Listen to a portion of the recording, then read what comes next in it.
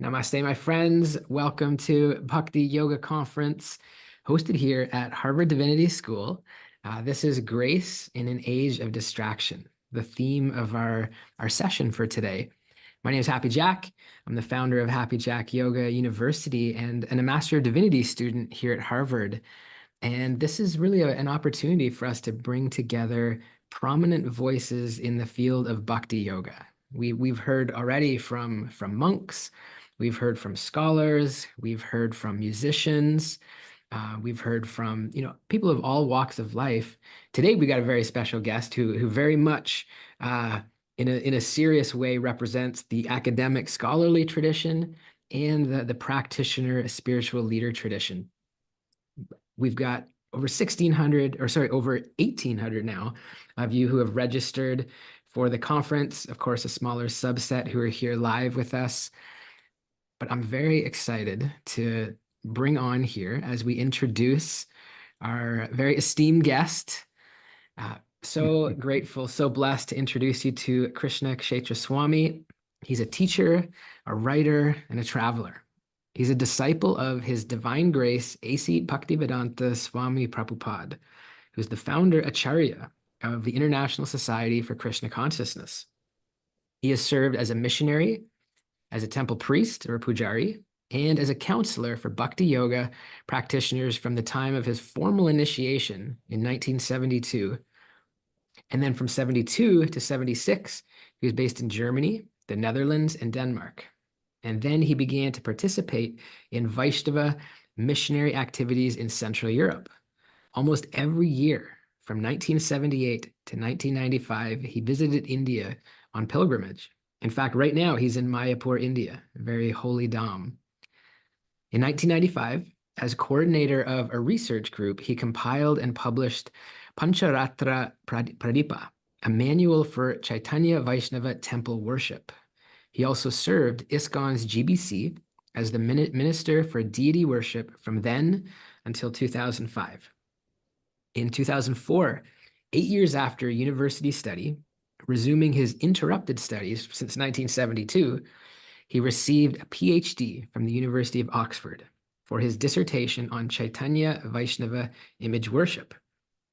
Krishna Kshetra Swami is now a research fellow of the Oxford Center for Hindu Studies. He also teaches at Bhaktivedanta College, Radhadesh, since 2002. He recently taught survey courses in Indian religions and Asian religions in the religion department at the University of Florida, Gainesville. Beginning in September 2007, he began teaching at Chinese University of Hong Kong, courses in Indian religion and culture. In fact, very soon he's going to be heading to Hong Kong and China. After a full year of teaching, he then continued to teach 1 semester per year for the next 4 years. Since then, he's been giving lectures at several universities in the People's Republic of China.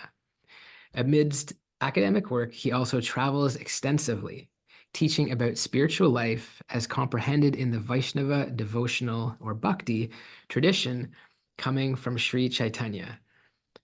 Amazing. Such an incredible bio. And truly, it's a privilege to have you here with us, Maharaj.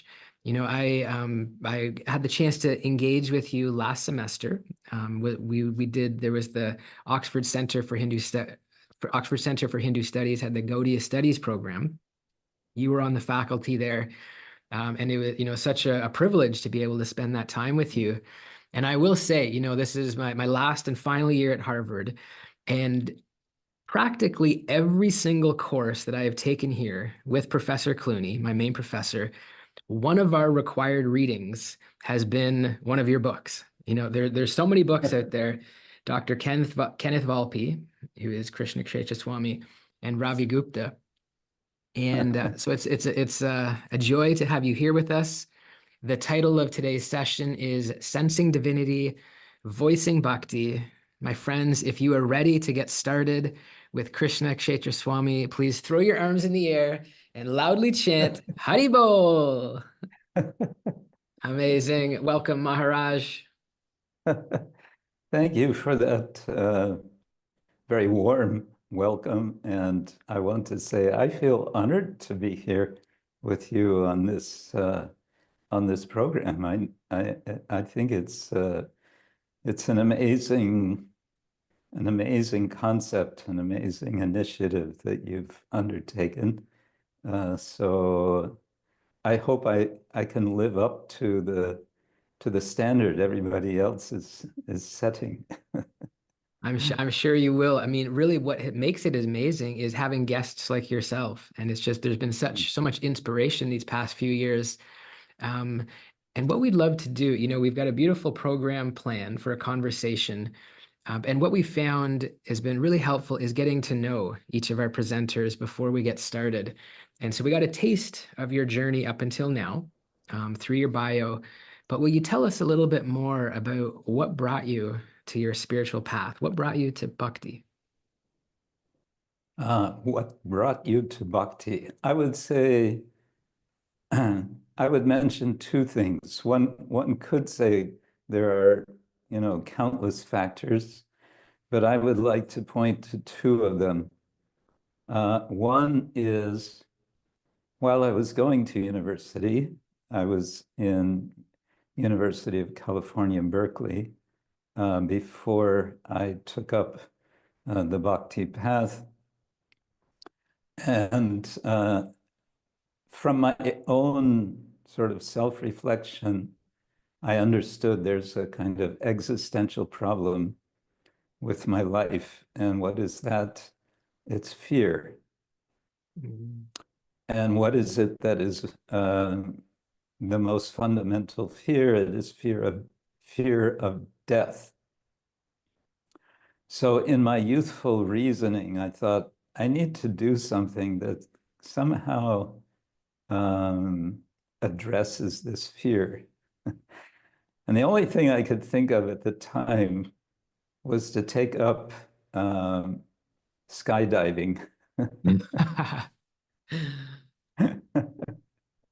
Wow. And there was a program connected with the university that one could join for just a few dollars.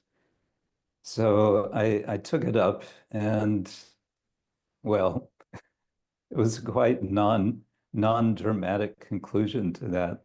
I made altogether 3 jumps. Two of them didn't go as they actually should, but I was okay. But I kind of realized, no, this is not going to solve my problem. I started looking into yoga. The atmosphere in Berkeley at that time lent itself, I would say, to exploring something like yoga. And so I found a copy of the Yoga Sutras of Patanjali, a translation. As I remember, it was published by the Theosophical Society.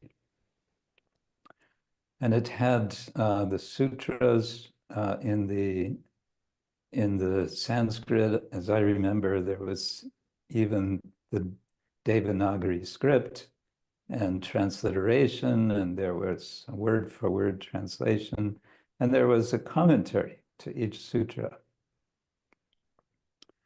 And what I remember from that, from the commentary, was a repeated emphasis that, in fact, it's not really possible to practice this yoga in this age. And I was thinking, so why did you publish this book? But also something I remembered from 1 or 2 of the commentaries within that book, it mentioned Bhakti Yoga. But they were just very brief references. I was curious, but I wasn't curious enough to do what a more intelligent person would have done, would have been to go to the library and do some research. In those days, there was no internet and Google and so on. So I just kind of sat on that information. And then, well, fast forward more than a year, and I meet uh, devotees, Krishna devotees, and when I get chatting with them, they say to me, "We practice Bhakti Yoga."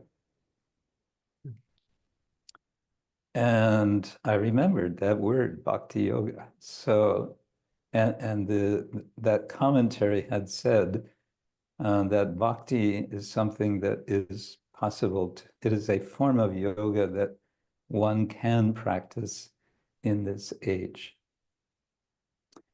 And because these young persons were saying, yeah, we practice bhakti yoga, I thought, I think this might be for me. Tell me more. Mm. And so the rest is pretty much history.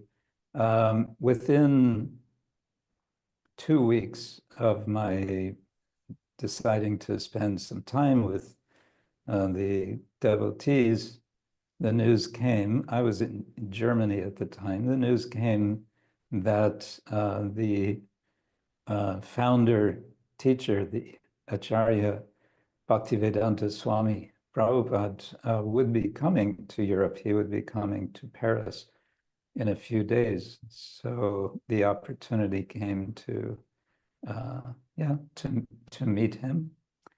And meeting him was the final clarity for me that this was indeed what I was seeking. I had the very clear sense that here is the spiritual teacher that I'm looking for. Around the time that I had been reasoning that the problem is fear of death, I was also reasoning to myself, there is need for some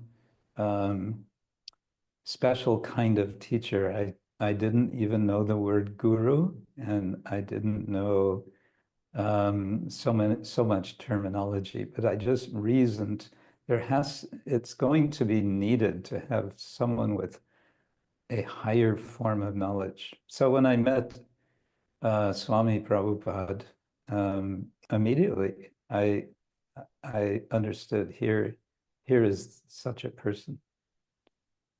Mm. So then I decided then and there, okay, I just have to, now I have to be consequential.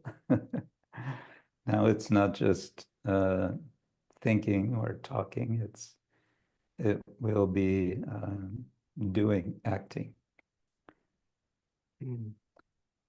Beautiful. That's it's so fascinating to just imagine what life would have been like at that period and the just the opportunity to come across a great teacher like that in 1972, I believe, or when you took initiation. Yeah, yes. Um, and now, I mean, obviously, it's a huge story of over 5 decades. But just to tie it into, some of our previous speakers, a few days ago we had Brigupad Prabhu, one of your Mm-hmm. peers at Oxford Center for Hindu Yes, Studies and a good friend. and a good friend, beautiful.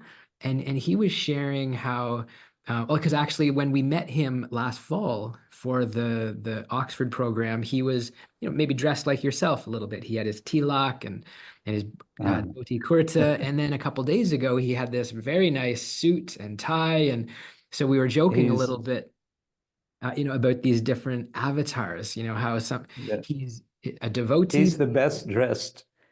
We always joke with him. He's the best dressed professor we know. I can see that. Yeah, I see. Is it Swedish? Well, he's Finnish, but he's got that Swedish Yeah, speaking style, which is yes. beautiful.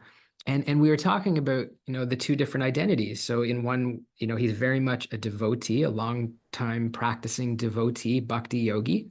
And he's also a Mm-hmm. scholar and yourself. I mean, there's some people who know of you, like here at Harvard, like they know Dr. Kenneth Valpi. That's the scholar. They've read many of your books. And so you have this prominent role in academia. And then there's, people here on the call, devotees who know you as Krishna Kshetra Swami, right? In your role serving as a Swami. And I'd be curious because, although most of us don't have those two roles, we have different roles with our family in Yeah. different contexts. And I'd love to hear a little bit about, those two roles, what is distinct and in what way are they the same and how do they play out Mm. in your life? Yeah, you've put that very, very nicely. And I think you've kind of anticipated to some extent, I think, a good way to answer that. Yes, we all have so many different roles in life with respect to our different relationships. And we all know, I think, intuitively how to kind of slip from one, so to say, identity into another by virtue of the fact that that's how people are, that's how we work. Um, I would say also, well, a couple of things. One is I feel I've been especially fortunate in my um, academic, or sometimes I prefer to say so-called academic um, life, because I've had such good mentors, one of whom you have mentioned, a very prominent mentor for me is Francis Clooney. He was my doctoral supervisor at Oxford. It just so happened he had a 3 year um, time at Oxford, and it came just in line with the time for me doing my doctoral research and dissertation. So, Mm. and I had met him before that, so I was extremely happy to have him as my supervisor.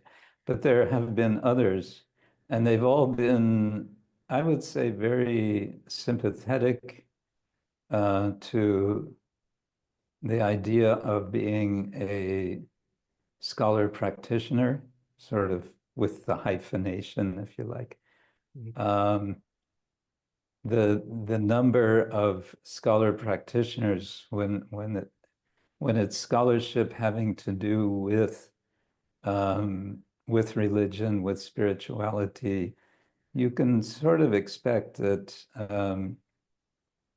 everyone has more than a completely detached scholarly commitment. There's something more there. Otherwise, why would they, commit themselves as they do to their study? So I've been fortunate to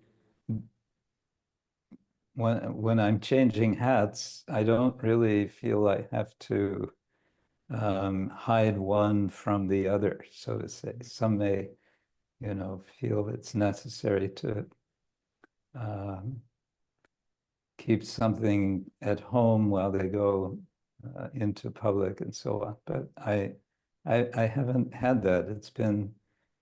Um, it's been possible. The kind of scholarship I do is the subject is what I do, in my devotional life. So, for example, at the Oxford Center for Hindu Studies, I share with Radhika Raman, Ravi, Professor Ravi Gupta, directorship of the Bhagavata Purana Research Project. Mhm. So that's an academic thing, but what do I do in my, devotional life? I read and speak about Bhagavata Purana. So yes, I'm quite fortunate that way. Uh, there's a nice, we can say, overlap. Having said that, I would also say it's a work in process because naturally there are tensions, there are intellectual tensions. Um, we have on the scholarly side, a kind of strong presence of hermeneutics of suspicion.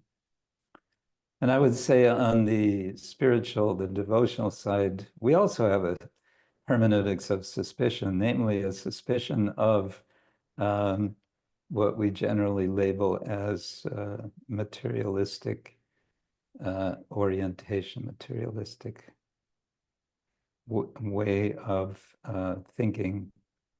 So I don't know if that gets at your question, but that's what comes to mind now. Yeah, no, it's beautiful. And I can imagine it's quite liberating to be in that place where your different roles, your different identities, can be united. You can be yourself authentically in any different context. And Yeah. I'm in a very different position than you, of course, much newer. But I found, finally at this stage, midlife, 45 this year, I find so freeing. Really? I thought you're 23. I no, a few years ago. But for the first time in my life, I feel like everything is aligned, like having now discovered Bhakti. And so I'm living at the Boston Temple here. And so we're doing our spiritual sadhana, doing our practices, our japa, our mantra meditation, and then come to Mhm. school and we're translating the Bhagavad Gita. We're translating the Sanskrit Right. yogic texts and then go to Yes. class with Professor Clooney, and we're reading Bhagavad Gita, Bhagavata Purana, Brahma Samhita, all of these bhakti texts. And then here with our yoga community, we get to engage in conversation and to share it. And Mm. for the first time in my life, I'm at this where it's all aligned, and I find it's so nourishing. So it's very inspiring to hear that you've also created that, and even in these very large, prominent roles, that you can still be your authentic self and express yourself fully. I want to put in a word in this relation for the Oxford Center for Hindu Studies, where the ethos is specifically uh, aimed to be supportive of scholar practitioner life. It's very much, yeah, it may not be written into their constitution or whatever, but it's very foundational to the whole conception of that um, project. And that's been my scholarly home since, or my academic home since some decades now. Yeah. Beautiful. Yeah, that's a amazing course. I'll just do a quick plug there. They have amazing courses, short ones that are accessible, online courses. And in fact, we just found out just this past week, the Bhagavata podcast launched with Mm. Brigupad Prabhu and Shonaka Rishi Prabhu is the first guest. And I understand Mhm. now they're going to be releasing, I have no doubt at some point you'll be a guest. And there's this, yeah, a way to stay connected even through this online medium. Yeah. So I think what I'd love to do now is, shifting to the kind of the bulk of our session today, you proposed a title called Sensing Divinity and Voicing Bhakti. And when you shared that, I thought, wow, I love that. I want to hear more. Mhm. Will you share a little bit about the title and kind of this framework for what we might discuss today? Okay. So sensing divinity, voicing, what did I say? Voicing Bhakti. Voicing bhakti, yeah, voicing devotion. I think I was hoping it would be a bit self-explanatory in a way that what what is two, and I think essential aspects of bhakti.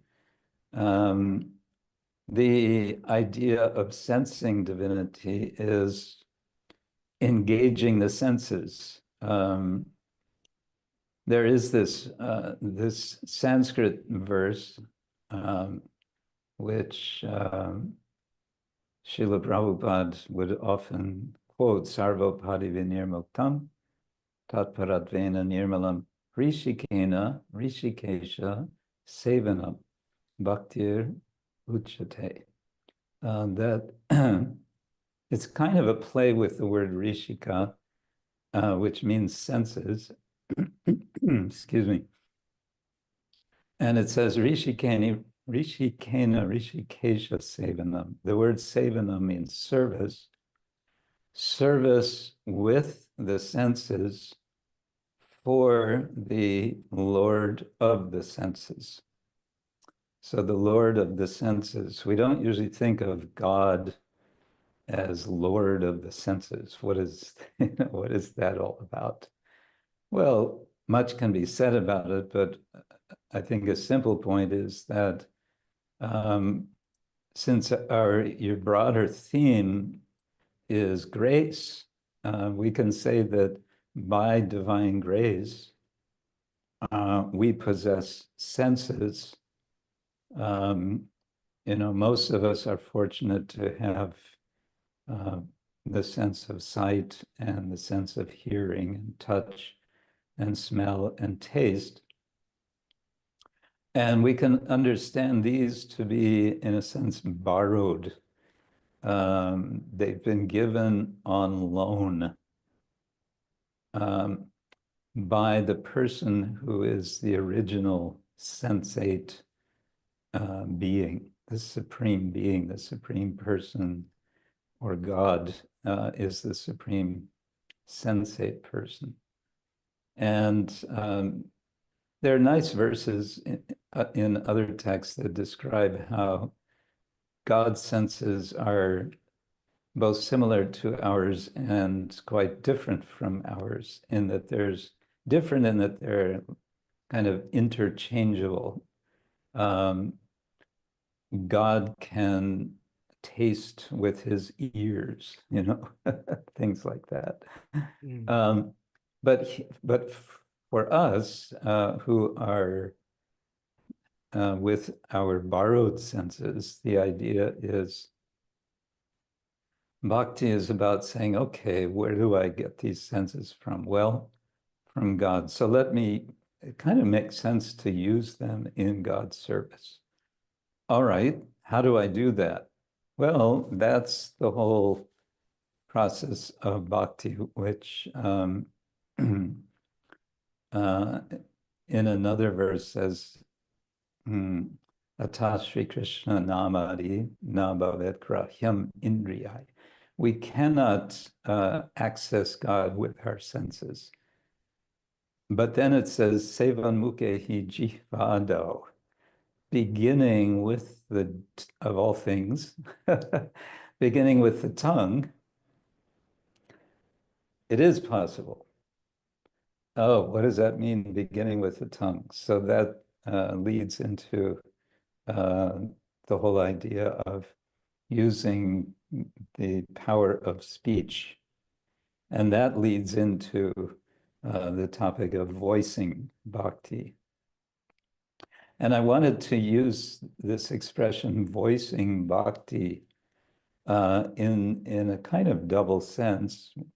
One is just expressing devotion, but also in the sense of giving a voice to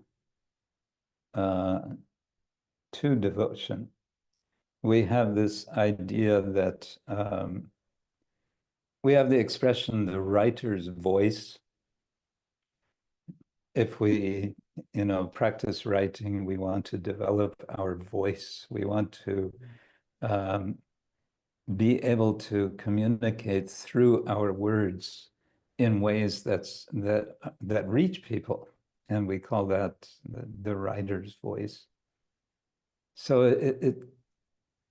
it seems to me that in the culture, and I think it's important to think of bhakti as a culture. In the culture of bhakti, we are developing or trying to develop a devotional voice, which reaches through the distractions, the distractions that we are faced with in our time, or in any time actually, but especially in our time. Okay, I think that's in a nutshell why I chose those expressions. I love that. And maybe could you help us? We have a lot of yoga students here, on the call, and a text that we often, find in our first yoga teacher training is the Yoga Sutras of Patanjali. And we learn of Ashtanga, the 8 limbs, and we know one of those limbs is pratyahara, which is withdrawal of the senses. And maybe some of us have had those experiences of meditation and going within, and it's beautiful to have that stillness and that clarity and that peace. And then, as we're talking about now with bhakti, being about engaging the senses. Um, could Yeah. you maybe just help us understand when are we to practice pratyahara, and when bhakti is one lead to the next? I guess how can we think about those two distinct experiences? That's an interesting question. Yes, excuse me, pratyahara. The example is given in the Bhagavad Gita of the tortoise withdrawing its limbs within the shell, which it does when it experiences or perceives danger, right? So that example is given in the Bhagavad Gita in the 2nd chapter, in a section which is especially focusing on what it calls Buddhi Yoga, where the emphasis is on Buddhi in the sense of discrimination, and discrimination specifically for leading toward yoga karma sukoshalam, what it calls the art, yoga as the art of action, karma.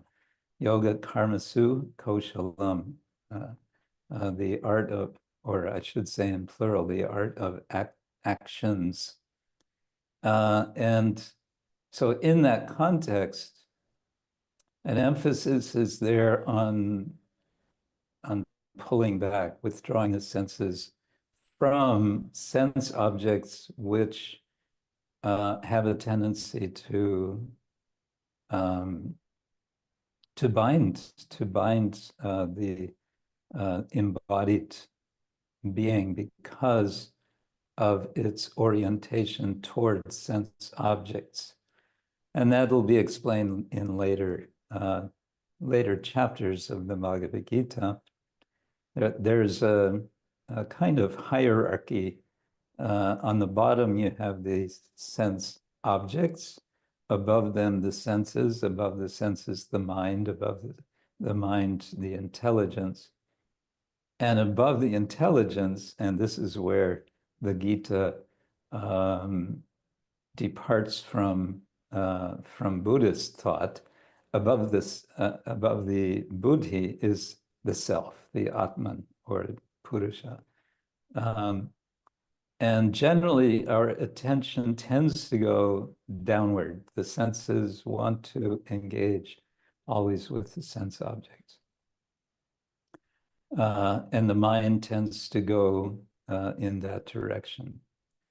But your question is, okay, yes, that's not a good thing for practicing yoga.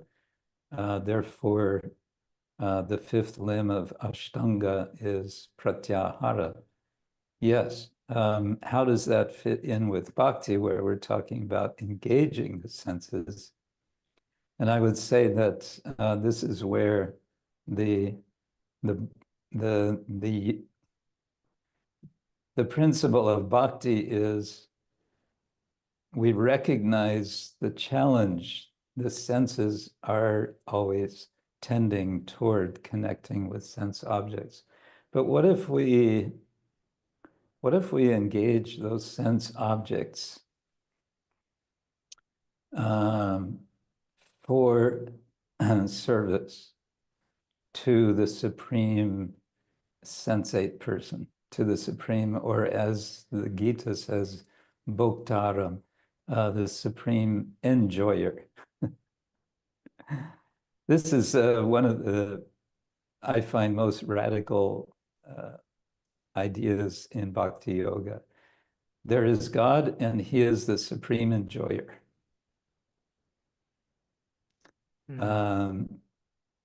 And along and associated with that point is it's only possible for me to enjoy in relation to the supreme enjoyer. There's only possibility of pleasure in relation to the supreme recipient of or person engaging who is experiencing pleasure. So the sort of core principle of bhakti yoga is to kind of turn everything, to turn the system upside down and say, okay, let's engage everything with which I'm normally engaged in this world in such a way that it'll be pleasing, not to me and my senses, but to God's senses, to, we like to say Krishna senses, because Krishna is speaking the Bhagavad Gita. And what that means is then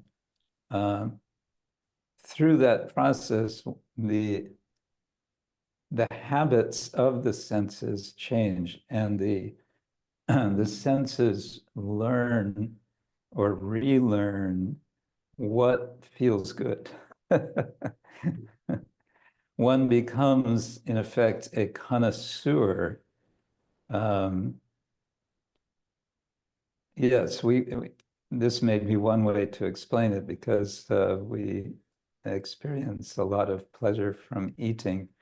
So retraining the sense of taste such that I can only really relish that which has been tasted first by the Supreme Person.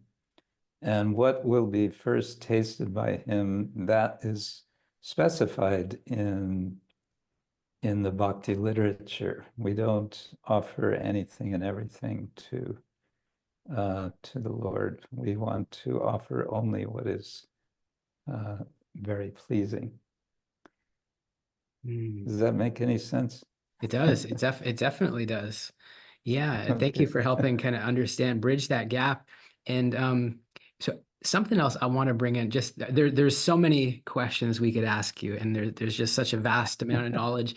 You shared it. We exchanged some notes. The first time I'm putting my glasses on any of these sessions, so it's getting real now. Uh-oh.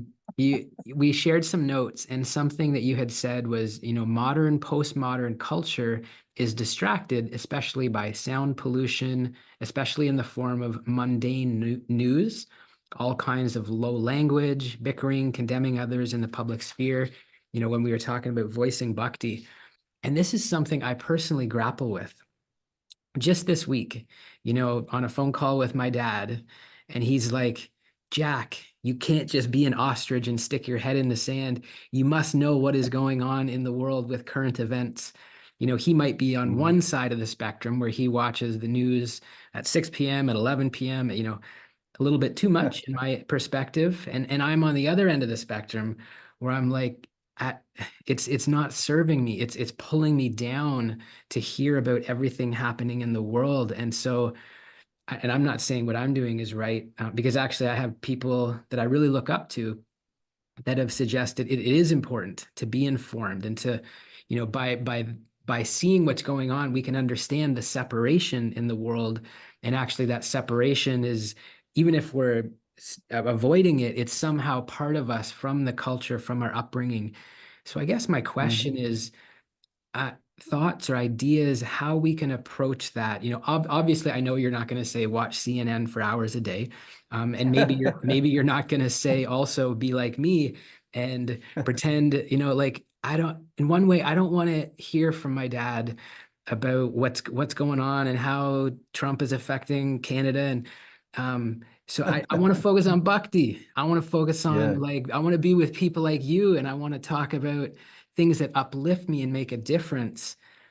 But yeah. how do we approach this?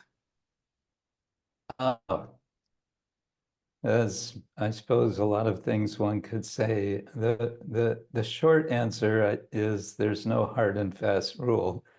Um, there are sort of thumbnail guidelines in our tradition of bhakti, sort of do's and don'ts, and especially in this little book from Rupa Goswami, the Upadeshamrita, which I think you must be familiar with.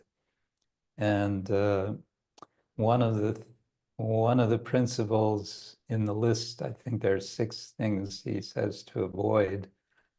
One is called prajalpa, which is sometimes translated as village gossip, gramya kata.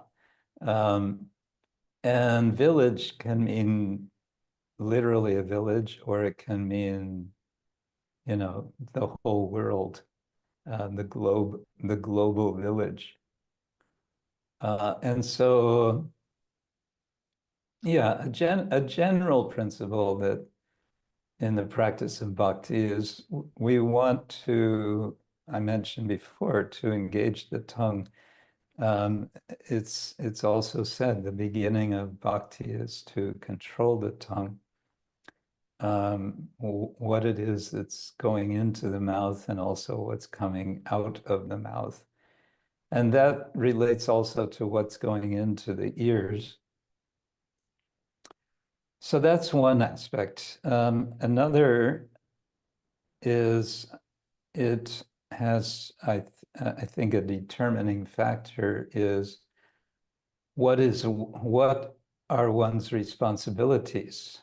And so one way this is articulated in the tradition is in terms of varna and ashrama, and that's a whole subject in itself. But ashrama, if you think about it, it's kind of cool that you have 4 different stages of life. The student life, the householder life, the retired life, and the renounced life. So for a person who is, especially I would say the householder, is the person in the world. And being in the world and engaging with the world in more ways than the other 3 ashramas, it can be valuable to know what's going on in the world. It can be to be a responsible citizen and so on. Whereas a retired person might say, well, I'll read the headlines. So I'm okay, I kind of know enough from the headlines. And the renounced person might say, well, I'll hear what the retired person comments to me once a week, and I'll know enough from that. So that could be one approach. But again, I think there are no hard and fast rules, except the principle in bhakti is one wants to keep focused on the goal. And related to that principle is a sense that 2 things. One, life is very short. So how much time am I going to spend hearing what crazy things are going on in the political blogosphere and so on? And this is such an opportunity I have. This was drilled, repeatedly by Bhaktivedanta Swami Prabhupada, that this human form of life, it is rare. It is so rare. And it is such a special opportunity to become spiritually advanced, focusing on the goal. the goal of life. And he would ask people, what is the aim of your life? What is your aim? So from these two sides, I would say, or these three sides, one has to judge for oneself. One can also think of it as diet. What is a healthy diet of physical food, and what's a healthy diet of what I hear? And we want to keep a healthy spiritual diet as our spiritual nourishment. I love that. Well, it sounds like regardless, everybody in this community on the Bhakti path can agree that engaging in satsang and this sadhu sangha and these kind of conversations, at least having this predominate. And I like that idea Right. of, catching, even though I'm not vanaprastha or sannyas, maybe that'll be my next step, is to catch the headlines and not, I don't have to read the whole details. Thank you Right. for that perspective, Maharaj. And just in a moment here, we'll open up for Q&A. So if anybody has a specific question, and anything that's on your heart that's been shared, or just to take this opportunity, please raise your virtual hand, uh, get our attention in the chat. We'd love to bring you on here. I can open it up just as we're waiting a hand to come up. So again, in your notes, in our notes that we were exchanging, we talked about taking shelter or positioning oneself maximally for being the best version of oneself. And what would your invitation be for us? So we're spiritual seekers, for the people who are on this call. We've been practicing some yoga. We've come into this spiritual community. We're reading Bhagavad Gita. We're talking about Bhagavata Purana. What would you invite for us, as how can we best position ourselves to grow, to wake up, to nourish ourselves? Is there specific practices? Is there specific association? Is there, I guess, no, having read the Bhakti Ras Amrita Sindhu, there's a 64, Yeah. or there's many different things we could do, and the majority Yeah. of people here are householders. If there was one thing or a few key things, what might you offer for us? Yes. Well, just because in the last few days and also the next few days, I'm a bit focused on a particular text, which is lesser known, but which is, I think, just a real sort of powerhouse of spiritual vision, namely the Chaitanya Charitamrita. So my short answer would be get a hold of Chaitanya Charitamrita and read. The Chaitanya Charitamrita is a early 17th century text,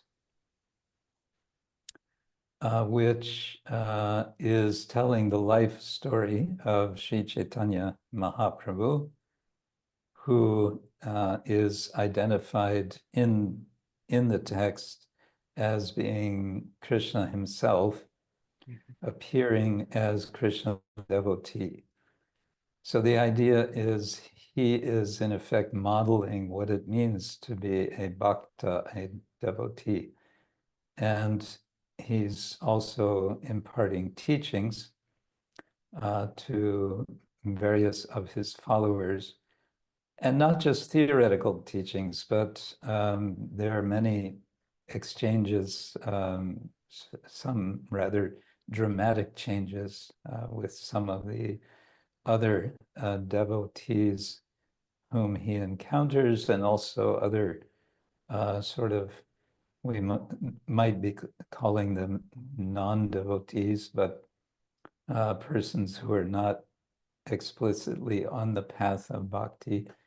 And it's just a fascinating exploration of the application of what it means to cultivate. You use that word cultivate, and that specifically is used in his teaching to Rupa Goswami, the analogy of the garden. One wants to water what is called the Bhakti lata. A lata is a creeper plant, and there will be weeds, and the weeds are the various habits which are not helpful. They are ways of acting which are not helpful. These are, one has to identify and remove. One has to build a fence around the garden to keep out the elephants, the wild elephants, which are compared to what is called aparada, or offense, making offense against others who are on the spiritual path. So it's giving, this Chaitanya Charitamrita is giving some quite nice systematic guidelines for how to practice. So, and we're approaching in just a few days the celebration of Chaitanya's birth, his Avirbhava, his appearance. So the mood here where I am is very much focused on that. So I couldn't resist to say, read Chaitanya Charitamrita. I love it. Beautiful. That's a very important text. Thank you for that. And actually, we got a question that came in the chat. I want to spotlight Hanna up in Canada. Hanna, welcome. Thank you. Hare Krishna Maharaj. Um, I'm my question will take us back to what Jack was commenting on earlier on how much to engage in the world and in the politics and how to find that balance. And then something that you said stuck with me. You said we need to ask ourselves, what is the trajectory of our lives? And this question then made me think about many of the other presenters here during this conference. We've heard, for example, from Mons Bru, who said that when he was 16, he asked himself what the trajectory of who am I really? And yesterday, Shamya was sharing that he made big life decisions in in the moment where he was wondering, like, who am I and what's the trajectory of my life? And I think those are, it seems like it's almost like the initiating inquiry that then often puts these seekers onto the bhakti path. And then a lot of these calls, we talk about how to practice bhakti, but I find it fascinating that there's this initiating question that launches the whole bhakti. And it's not always like just, I fell in love with Krishna and ta-da, here I am. But it's the question of who am I and what is the point of my life?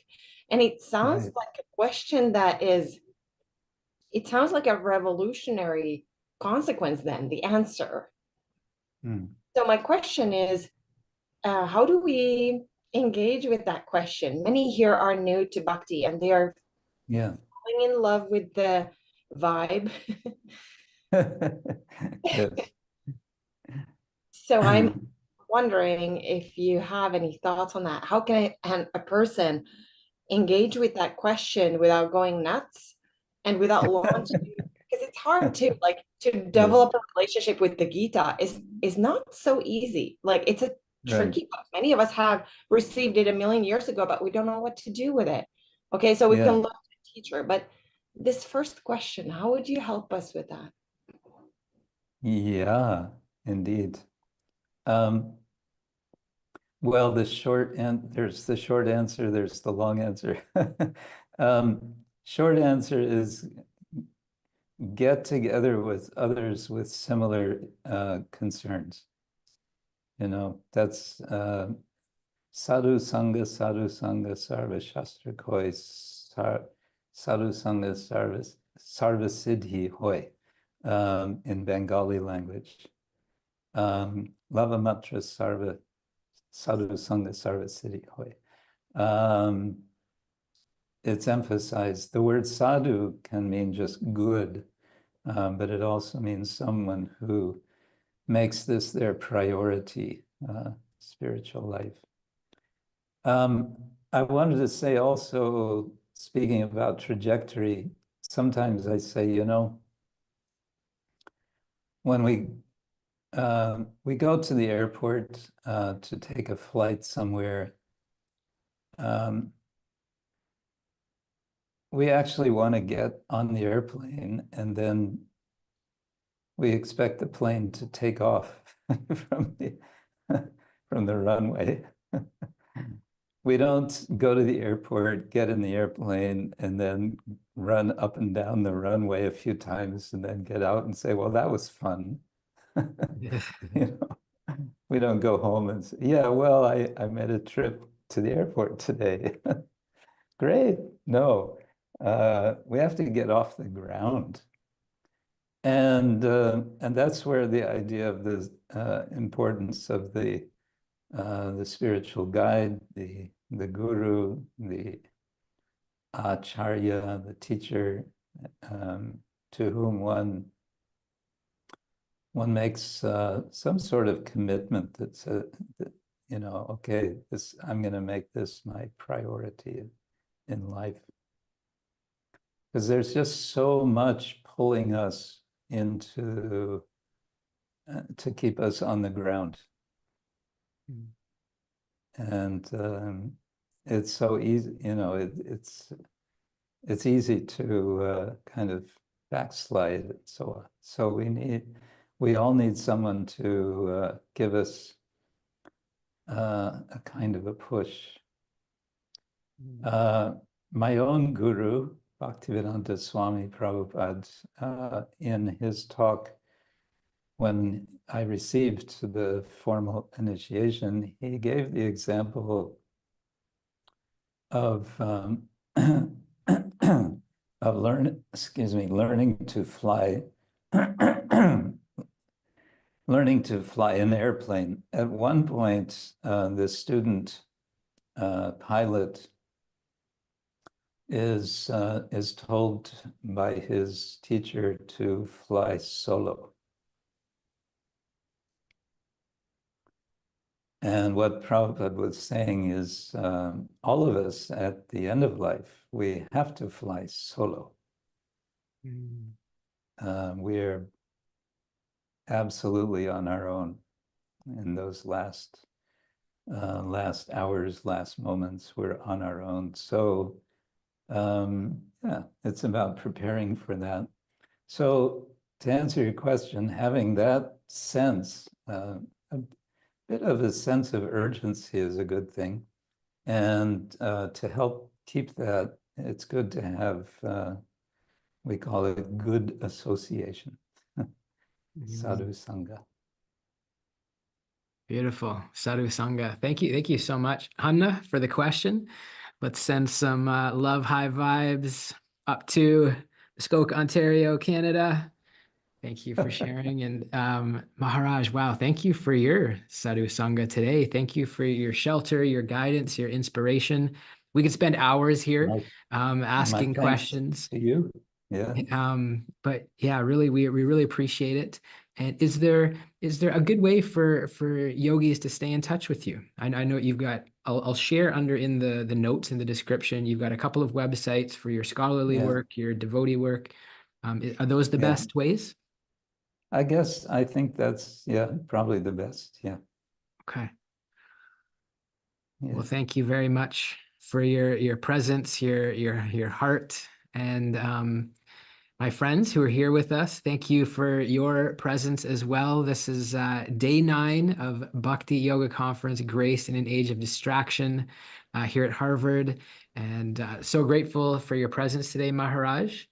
And my friends, I wish you an amazing rest of the day.